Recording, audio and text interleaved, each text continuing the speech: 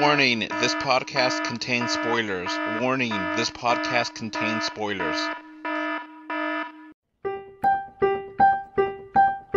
Let's go watch it in 2D. No, let's go watch it in 3D. But if we watch it in 3D, then is it worth the cost?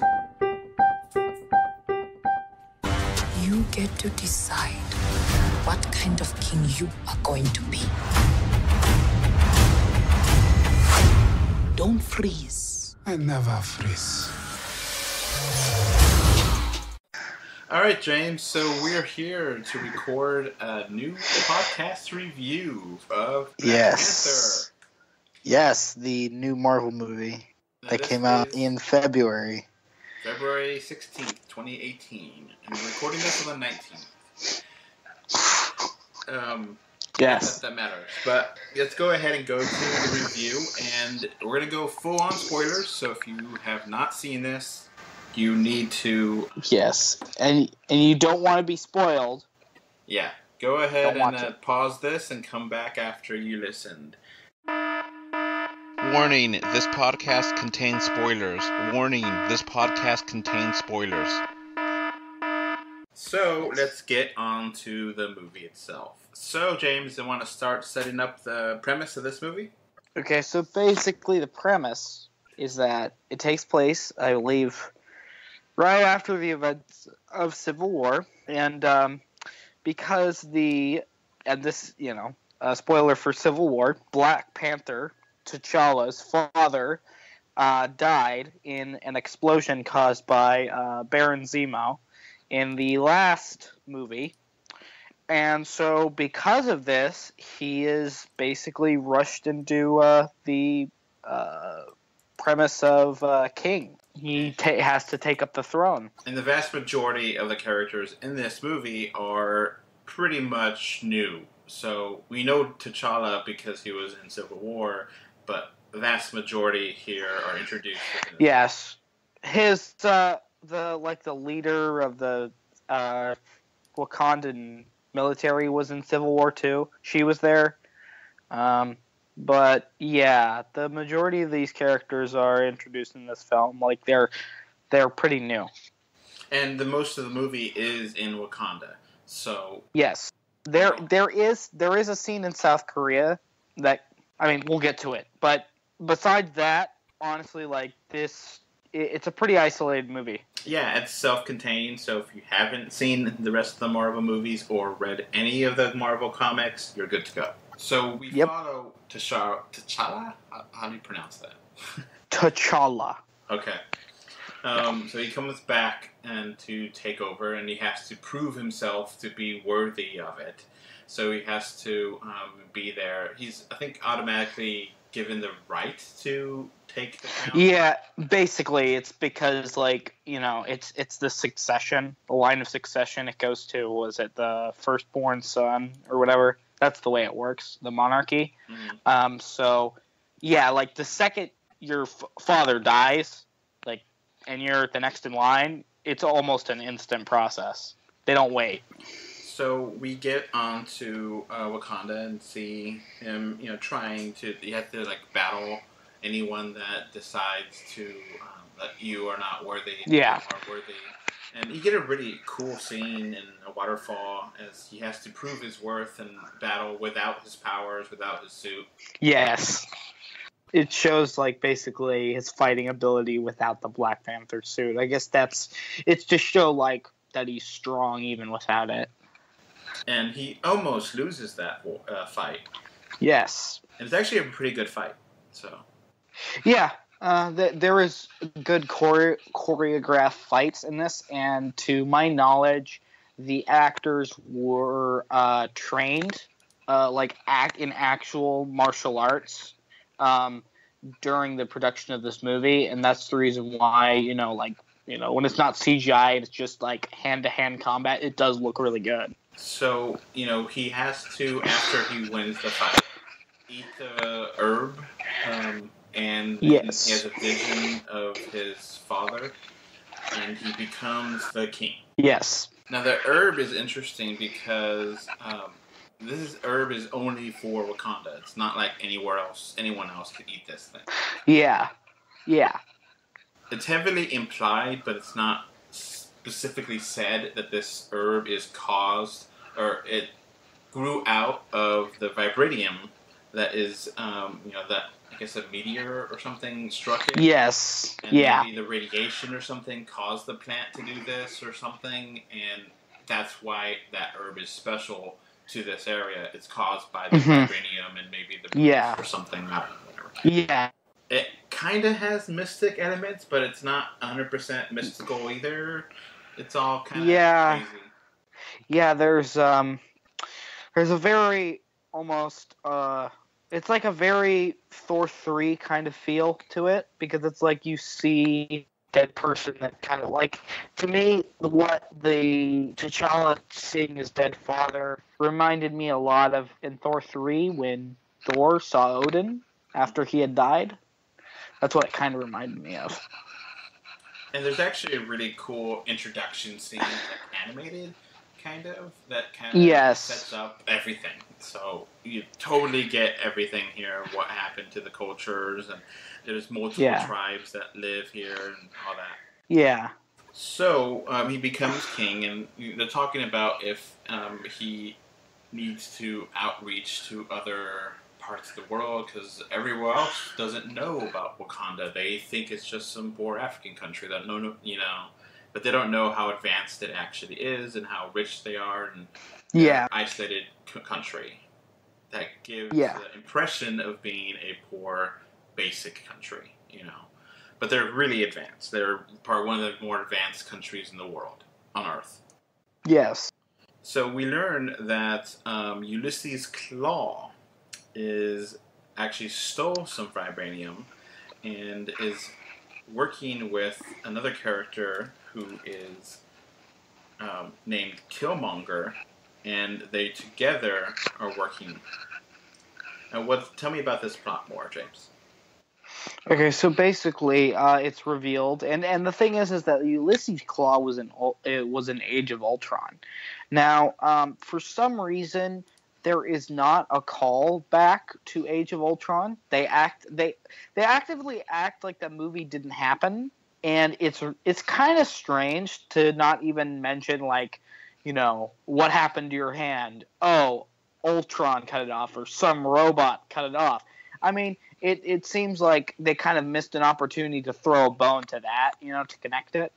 But Ulysses Claw was in Age of Ultron, and he supplied Ultron with the vibranium to make his new body.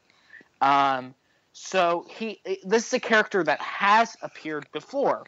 What we know about him is that he was one of the only outsiders who knows about Wakanda's technological prowess, and he was able to steal some of the vibranium while he was inside and actually escape with it.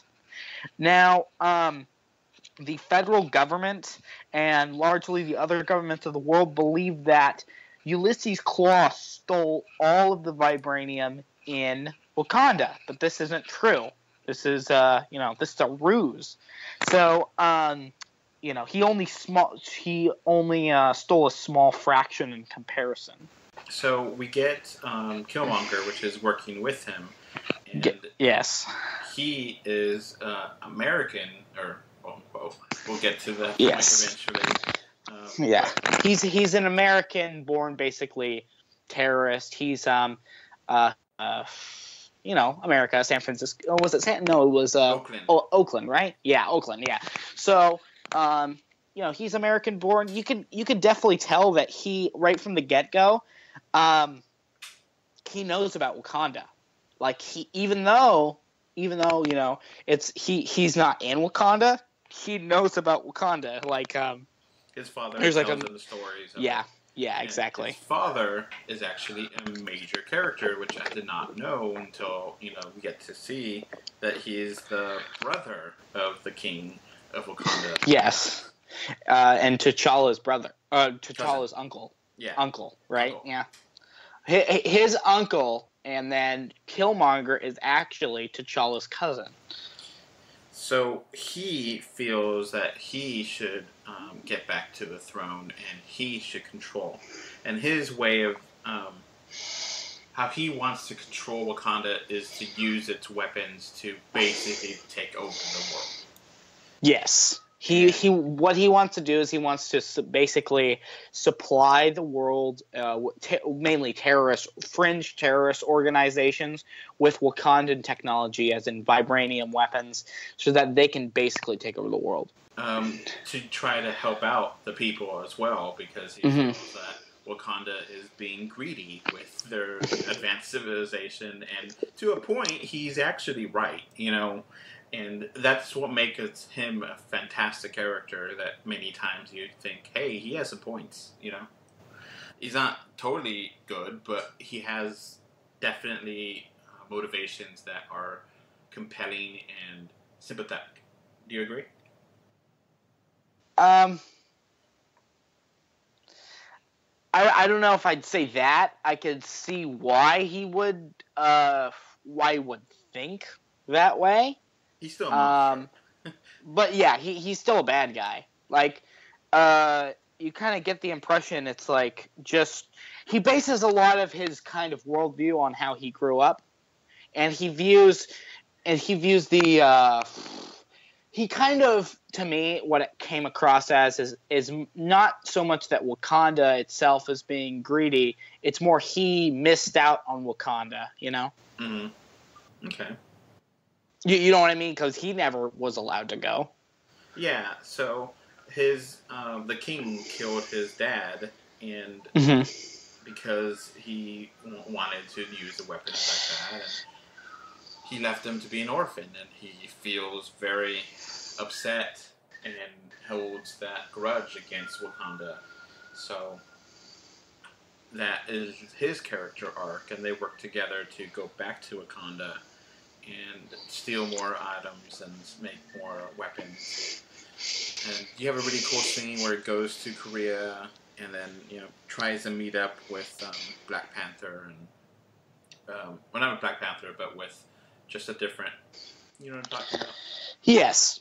They basically state, because they know Ulysses Claw is going to be there, and so basically they have, you know, gunfight. They have a pretty cool chase scene. You know, it kind of reminded me of the chase scenes in the Captain America movies. Yeah. Kind of. Captain America has a lot of chase scenes. I don't know why. But, yeah, so it reminded me of that. You know, it was pretty cool. They eventually capture Claw. And Claw basically says to the government official that's with them, the U.S. official, that kind of is tagging along, that, you know, these people are lying to you. Wakanda it's a super advanced civilization, and that I only stole a small fraction of vibranium. I didn't steal all of it. Yeah, Everett Ross. Yes. Is the CIA agent, and he was in Civil War. Mm-hmm. Yeah. So Killmonger breaks free Claw, and he actually kills him later on, which is, I was totally shocked by that. Yeah. I was kind of shocked by it too, and it kind of didn't really make sense. It's like, why would you break him out just to kill him? But yeah, I mean, I guess. So, you know, he kills him to prove, you know, because Claw has been, I guess, Wakandans have known Claw has been a thorn on their side for years. So the fact that he's bringing him back, it's like, hey, I killed him, I deserve attention, to, you know, is a pretty significant thing for them, you know. So I guess he used Claw to kill him to get him back into Wakanda, so he become king. So we get back in there, and they have a fight, and actually he wins. I was kind of thinking that would happen, but I didn't think it would happen. It's kind of interesting. Yeah, he wins the fight. And he becomes a new king, and then he destroys the flower that gives him powers and has his dream. And it all becomes very Lion King. I don't know if you noticed that. Yeah, I've noticed that. It's got a lot of Lion King kind of well, because just in the sense it's like, okay, well, you basically got Scar. It's not the uncle, but it's his cousin. You got the dead dad. You know, you got the going to the dreamy African plains, you know, and also the monarchy. Like, oh, I want to be king, and so. Well, obviously, Yeah, Lion King is built on Hamlet from William Shakespeare. So. Well, yes, yeah. I'm just saying, like, it reminds me more of Lion King in the sense that, you know, both are African. Yeah. So. I had that feeling when I was in the theater. I was like, oh, this is Lion King. But I like Lion King a lot, so it's fine. Well, Lion King's not a... Yeah, it's coming soon. A new Lion King 3 movie is coming soon. So, they eventually find Gaul's body, and they find one more of the little flower, and they bring him back to life, and he goes back to take over. And they have this pretty awesome fight scene with rhinos and all that. It was pretty ridiculous, but yeah. I mean, it was colorful. But yeah, they have this big fight scene. It's a really long fight scene. And eventually, you know, Black Panther kills Killmonger and gives him like the final, you know, scene where he doesn't want to kill him, but he decides to kill himself instead of bringing a prisoner. Yes. And he gets to see, you know, a sunset, and it's all dramatic, and I really like it though. It's really well done, and it's kind of interesting that the two main villains are killed off in this movie. Yeah. It's kind of fitting, though. And I actually really like both villains, too. Yeah. I think Claw really chews up the scenery. Yeah. And then, of course, Killmonger is just like, you feel for him. You know, he's not completely a bad guy, but he is. But he also has some interesting intentions that doesn't make him 100% evil. But, you know, I think he's sympathetic at times. Yeah. So, what did you think of this movie overall? I kind of felt that it's one of the weaker movies in this series. Oh yeah. And I have a couple of reasons why. Okay, so I don't think this is a terrible movie or anything, but I went with friends to see this movie, and they absolutely hated it. They couldn't stand it. Like I had one friend, and he was actually the one who asked me, and he fell asleep in the movie, and then he woke up and then said, "Is it over?" Yeah, like, I mean, it's just okay. For one thing, I felt that this is one of the slowest Marvel movies there is. It's a very, very slow film. I think in a lot of areas it takes itself way too seriously.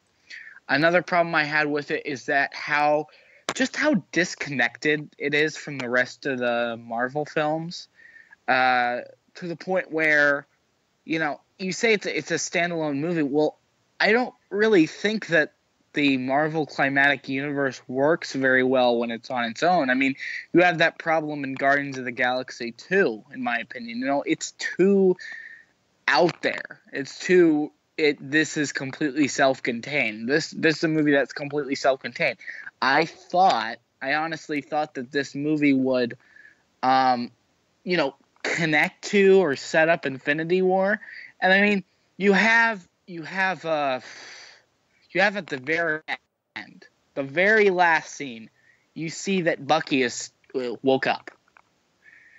And, honestly, it's like, why wasn't he helping? Why, if he was around, did he just wake up? Why wasn't he even mentioned?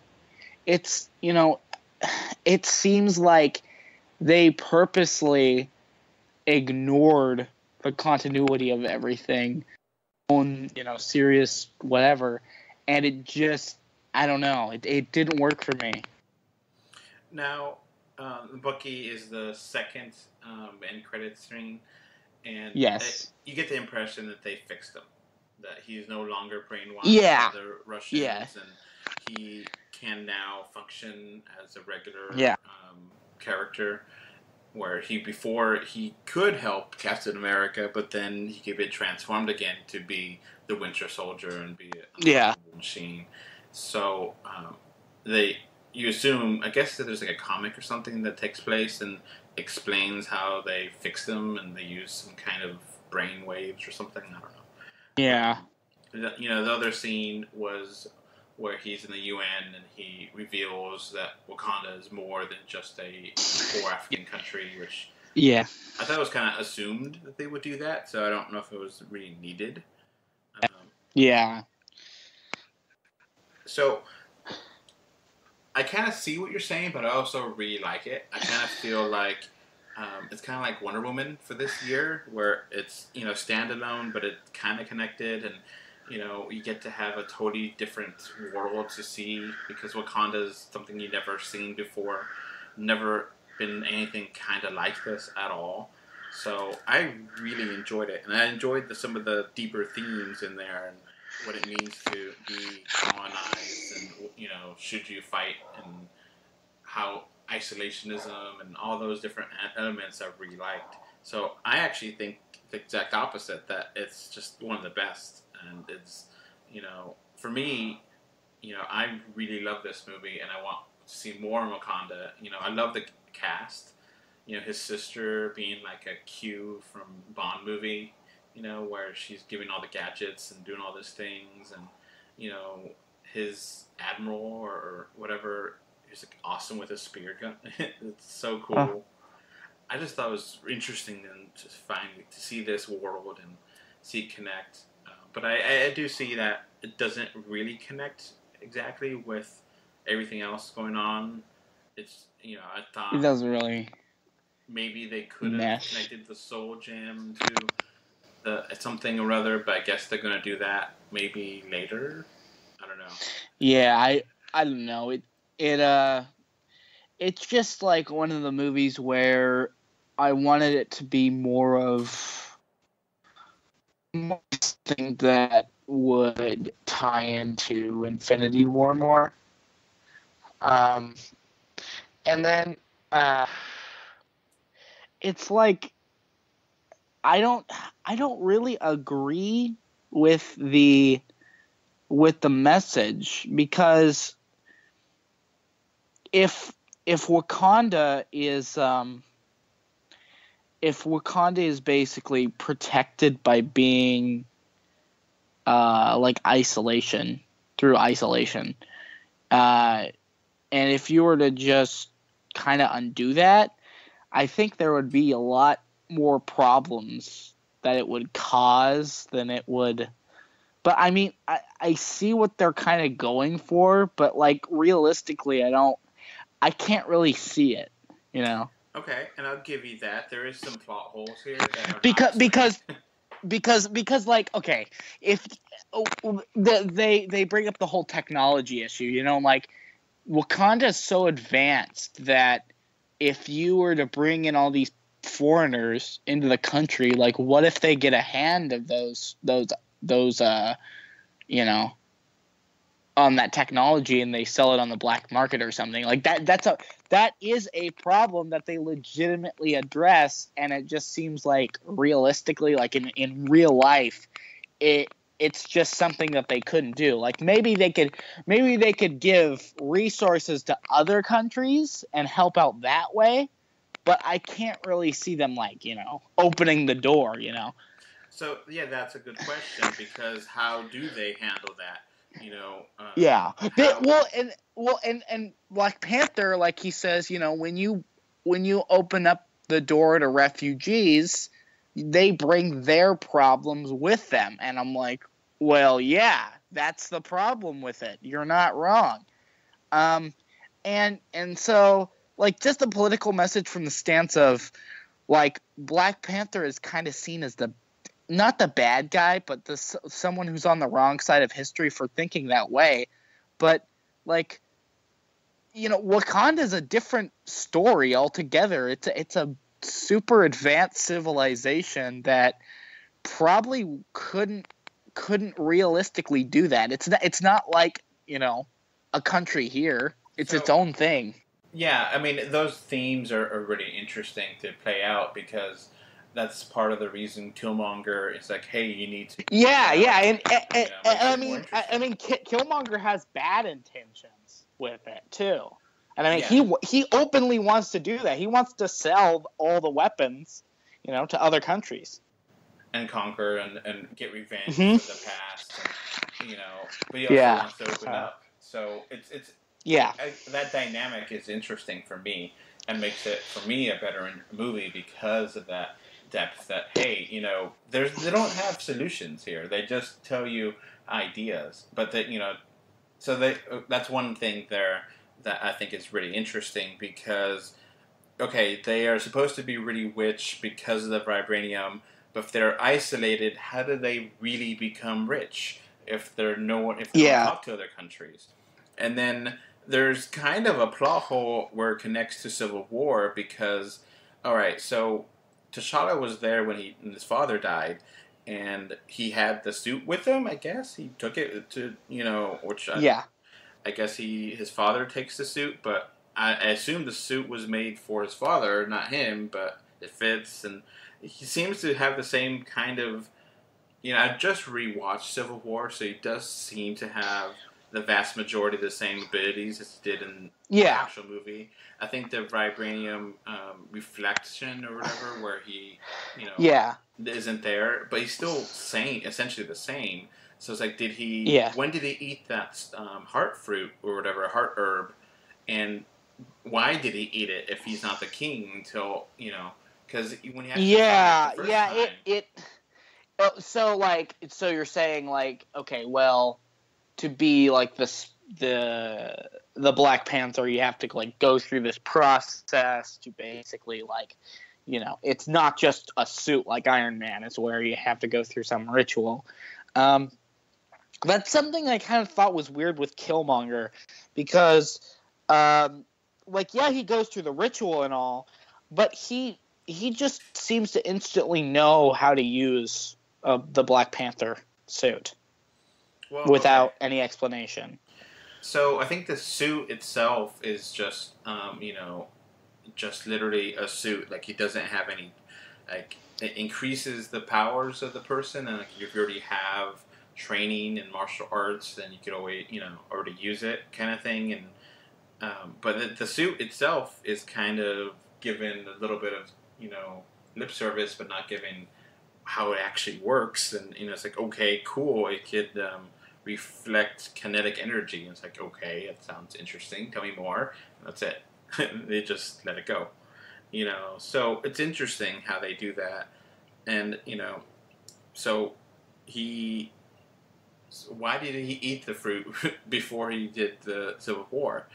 And if there's any fruit left or any of the herb left or whatever, they burned them all down, but is there some kind of more herb, or is T'Challa going to be the last Black Panther, Interesting ideas there. So, I do think there's some plot holes here that they could have tightened up and tweaked up and connected a little better. So what do you give it? That's kind of hard. It's kind of hard rating it. But just because despite it being, because honestly, on paper, it's got a plot, it's got some political intrigue stuff, it's a standalone, but actually watching it, it's really not that fun to watch. It's not that enjoyable. or at least for me or the group that I went with. So I'm gonna have to give it a 4 out of 10. Oh, wow. Because just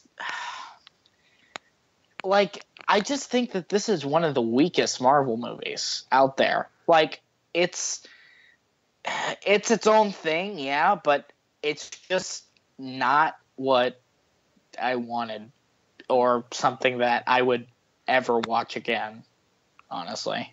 It kind of seems like you're bored with it. Yeah, it was really boring to me. It felt like watching Luke Cage all over again. That's the feel that I got from it. Oh, I like this a lot more than like Luke Cage. Like Actually, Luke Cage in this movie, it's really slow, and yeah. Okay. Well, before I get to my final verdict, let's talk about Patreon. We are now on Patreon. We are now on Patreon, and if you subscribe to us on Patreon for either $3 a month or $6 a month, or you just want to pitch in some money, hey, you can do that too. You get more benefits. You get these podcasts early. You get these reviews early, and you get more content, so you know what's going on. So that's one way you can help support the site. And, of course, if you are a patron, you won't have these ads. And speaking of ads, let's keep going to our Amazon. We have some deals, some 3D deals from Amazon, and you can support that, buy some stuff. And you also have a deal with 3D Wiggle, and they could actually give you some software to help convert your 3D images, and it works really well. So we get a special 20% offer. There's a link in the description. So if you help us out, that will definitely help provide profits and make us easier. Because unfortunately for both of us, we actually had to pay to see this movie. So, you only see so many movies when you have to pay for it, So, you have anything to add to that, James? No, just, if you're feeling a little bit generous, then greatly appreciated. Okay, so my score. I really love this movie. I found it really interesting and fascinating, and I really like the characters and the scenario and everything about it. So I see some of the problems you have, but I disagree. And for me, this is one of the best. For me, I give it a 9 and an Editor's Choice Award for it. So I really loved it, and I thought it was really interesting and fun, and I wasn't bored by it. So, I really liked it. So, do you have any other final thoughts? No, I'm looking forward to see Infinity War. I'm hoping that that's really good. And I'm hoping that it's really risky. I hope that, I don't know how, it's easier to say than it is to, put onto, paper, but I want them to take a big chance with Infinity War. Yeah, have some actual deaths. Don't play it safe. That's all I want. Like Civil War. Discuss this later, but to me personally, Civil War was a good movie, but to me it felt a little bit too safe. Yeah, they probably should have killed War Machine instead of just realistically, I think they should have killed War Machine. I think that they, because the thing was, I think that this film was going through massive rewrites because, Civil War seems like the type of movie where they plan to go all out, but they chickened out. Yeah. And it kind of feels like maybe this movie, Black Panther, is kind of an answer to some of the criticisms where Spider-Man: Homecoming and was too attached to the MCU, and was just let Spider-Man be Spider-Man, and this is so far attached. It's there, but it's not. We don't even know when that scene where Captain America visits them happens. Does that happen before the movie or after the movie? I don't know. Yeah, exactly. So it's, I guess we'll see that in next one, in Infinity War, so we shall see. So apparently some people said that they had a trailer for Infinity War in front of Black Panther that had some big spoilers, and I did not see that, so I don't No, know. I didn't see that either. So we're just saying same old movies. Yeah. Just honestly, end of the day, all I hope is Infinity War is really good. I hope that they say that the Soul Gem was high. I mean, that would still be bad in the sense that they didn't actually show it in this movie. But, I mean, just make it so that, when I watch Infinity War, it's like, hey, remember this, or this is important, and because you watch Black Panther, I don't know. I want to see That's more all of I those want. rhinos.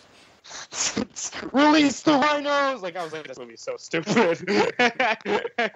No, it's that was the dumbest part. It was like, really? The battle rhinos? They're cool, man. I like them. All right. I'll see you guys later. All right, so that's going to be it for this podcast. We now have a Patreon, and the link is in the description. Thanks for watching. And we are on Facebook, Twitter, Instagram. They don't put it everywhere. Just look for us, 3D or 2D. And of course, review us on iTunes. And if you want to write us a letter, our email address is email3dortwo2d@gmail.com. So that's going to be it. Thanks for listening. Bye. Bye. Bye, everyone.